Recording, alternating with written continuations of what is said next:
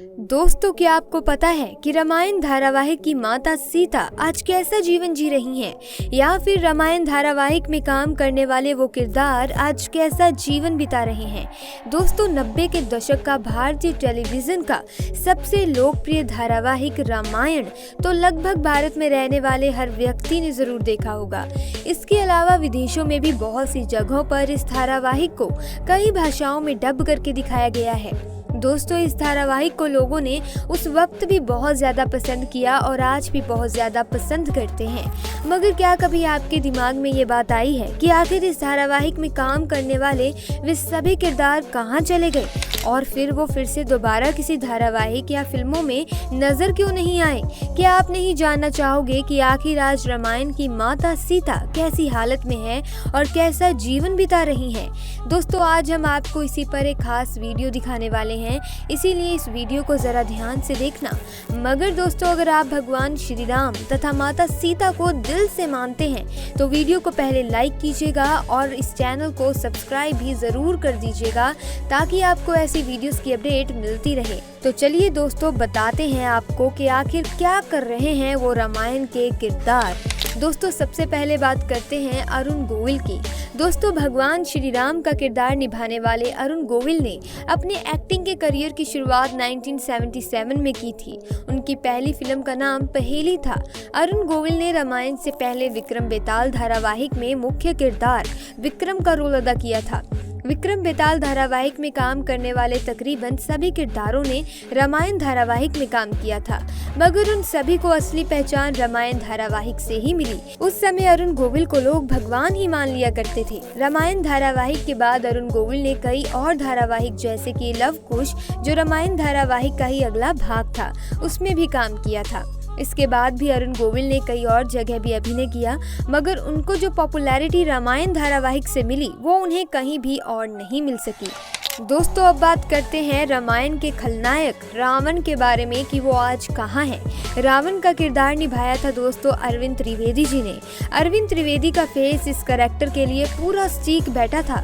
हालांकि इस धारावाहिक के डायरेक्टर रामानंद सागर रावण के किरदार के लिए जैसा चेहरा चाहते थे, उन्हें वैसा चेहरा ढूंढने में काफी समय लग गया, लेकिन अरविंद त्रिवेदी के चेहरे तथा उनकी जबरदस्त आवाज ने उनकी ये तलाश पूरी की और उनका चेहरा इस किरदार पर बिल्कुल स्टीक बैठ गया। अरविंद त्रिवेदी जी ने अपनी पूरी जिंदगी में हिंदी और मराठी फिल्मों को मिलाकर तकरीबन 250 फिल्मों में काम किया था, लेकिन इतनी फिल्में करने के बावजूद भी उन्हें असली पहचान मिली तो रामायण धारावाहिक से। इसका एक सबसे बड़ा उदाहरण एक और किरदार भी है। बाहुबली फिल्म में काम करने वाले रामा कृष्णन ने अपनी पूरी जिंदगी, अपनी पूरी लाइफ में कई हिंदी और तमिल फिल्मों में काम किया, मगर उन्हें पूरी उम्र वे पहचान नहीं मिली जो पहचान उन्हें बाहुबली फिल्म में शिवगामी का किरदार निभाकर मिली।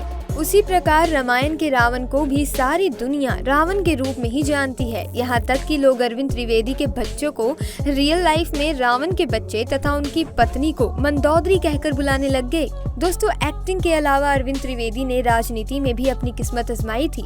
वो ईयर 1991 में गुजरात के साबरकांठा लोकसभा सीट से बीजेपी की टिकट पर चुनाव लड़े और जीतकर संसद पहुंचे। दोस्तों, अब बात करते हैं भगवान राम और माता सीता के चहेते भगवान हनुमान की। दोस्तों, भगवान हनुमान का रोल निभाया था उस वक्त के सबसे ताकतवर बॉडी बिल्डर दारा सिंह ने। उन्होंने सिर्फ टेलीविजन के इस धारावाहिक में ही नहीं बल्कि रियल लाइफ में भी अपनी बॉडी की ताकत का लोहा मनवाया था।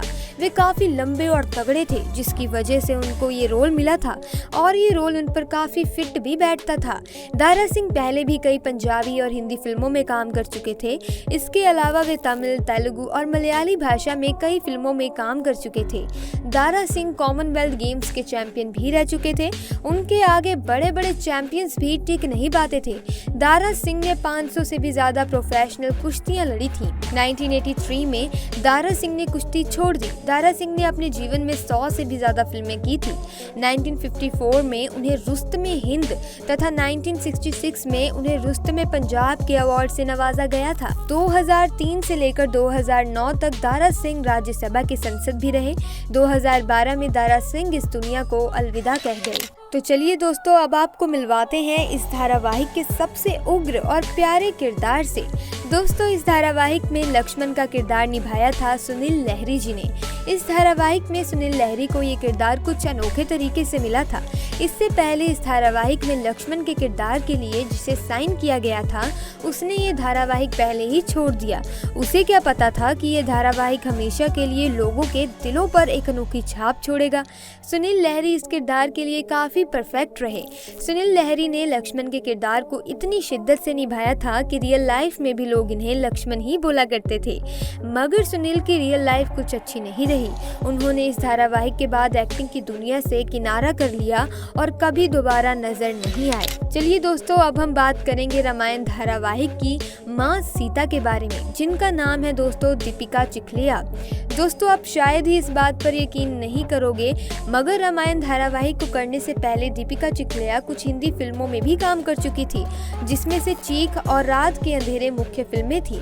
रामायण से पहले दीपिका चिखलिया ने कई धारावाहिकों में अपने अभिनय का जादू दिखाया था, जिसमें से विक्रम बेताल और दादा दादी की कहानियां मुख्य थी। दीपिका चिखलिया की अगर आप आज के लुक देखेंगे तो आप उन्हें पहचान नहीं पाएंगे। वाकई में ही ये काफी बदल चुकी हैं। मगर दोस्तों इस धारावाहिक ने दीपिका चिखलिया की पूरी जिंदगी में बहुत परिवर्तन ला दिया था।